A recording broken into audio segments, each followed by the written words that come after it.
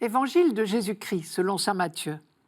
En ce temps-là, Jésus se mit de nouveau à parler aux grands prêtres et aux pharisiens, et il leur dit en parabole. Le royaume des cieux est comparable à un roi qui célébra les noces de son fils. Il envoya ses serviteurs appeler à la noce les invités, mais ceux-ci ne voulaient pas venir. Il envoya encore d'autres serviteurs dire aux invités « Voilà, j'ai préparé mon banquet, mes bœufs et mes bêtes grasses sont égorgés, tout est prêt, venez à la noce. » Mais ils n'en tinrent aucun compte et s'en allèrent, l'un à son champ, l'autre à son commerce. Les autres empoignèrent les serviteurs, les maltraitèrent et les tuèrent. Le roi se mit en colère. Il envoya ses troupes, fit périr les meurtriers et incendia leur ville. Alors il dit à ses serviteurs « Le repas de noces est prêt, mais les invités n'en étaient pas dignes. Allez donc aux croisées des chemins.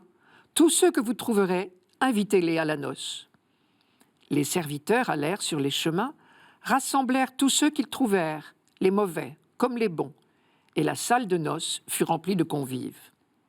Le roi entra pour examiner les convives, et là, il vit un homme qui ne portait pas le vêtement de noces. Il lui dit « Mon ami, comment es-tu entré ici sans avoir le vêtement de noces ?» L'autre garda le silence. Alors le roi dit aux serviteurs « Jetez-le, pieds et poings liés dans les ténèbres du dehors. Là, il y aura des pleurs et des grincements de dents. Car beaucoup sont appelés, mais peu sont élus. » Voici deux paraboles qui se suivent et ne se ressemblent pas. Celle de l'invitation au repas de noces et celle de la robe de noces. Certains pensent que ces deux paraboles n'étaient pas liées à l'origine. Il serait contradictoire d'exiger une tenue de cérémonie de quelqu'un qu'on a ramassé sur la route. Mais si Matthieu les juxtapose volontairement, c'est qu'il y a un enseignement à tirer de ce rapprochement. Donc je les prends l'une après l'autre. Un roi célébrait les noces de son fils. Ce n'est pas n'importe quel roi, puisque d'entrée de jeu, nous sommes prévenus, il s'agit du royaume des cieux. Cette seule expression nous suggère donc irrésistiblement qu'il s'agit de l'alliance entre Dieu et l'humanité, alliance qui s'accomplit en Jésus-Christ. Lui-même, dans les évangiles, se présente comme l'époux. Et d'ailleurs, le mot « noces » revient 7 fois dans cette parabole. Cette symbolique des noces n'est pas très habituelle dans notre langage chrétien aujourd'hui.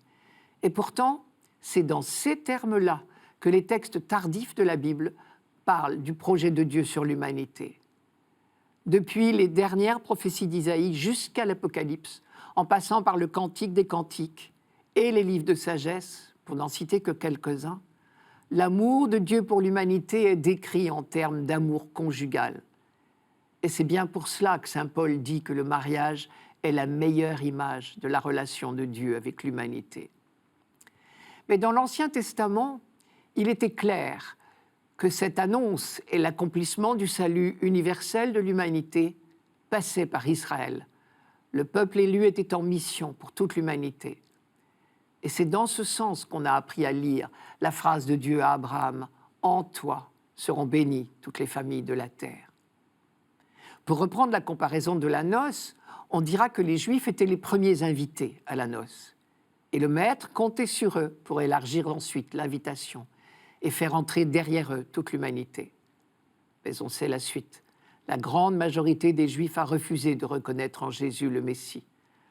Dans la parabole, ils sont représentés par ces invités qui refusent de venir à la noce et vont jusqu'à maltraiter les serviteurs qui venaient les chercher. Que va-t-il se passer ? Dans la parabole, les serviteurs remplissent la salle de convives invités à la dernière minute. Dans la lettre aux Romains, Paul commente en disant que ce refus d'Israël non seulement ne va pas faire obstacle à la noce, mais va même favoriser l'entrée de tous les peuples dans la salle du festin. Les serviteurs allèrent sur les chemins, rassemblèrent tous ceux qu'ils trouvèrent, les mauvais comme les bons, et la salle de noces fut remplie de convives. Je passe à la deuxième parabole. Un homme, invité de la dernière minute, entre sans habit de noces. Et il est bien incapable de répondre à la question « Mon ami, comment es-tu entré ici sans avoir le vêtement de noces ?» Alors il est chassé.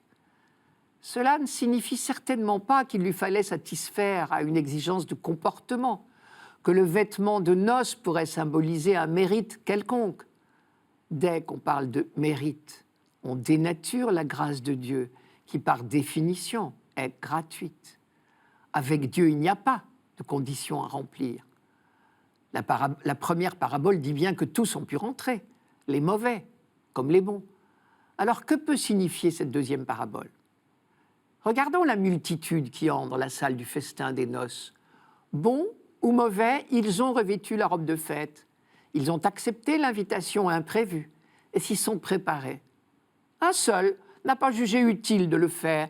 Il n'a pas su apprécier l'aubaine de cette proposition inespérée et l'accueillir avec reconnaissance.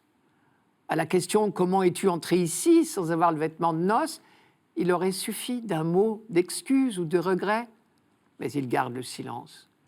Ne pas se préparer pour un banquet, c'est s'en moquer et mépriser celui qui nous invite.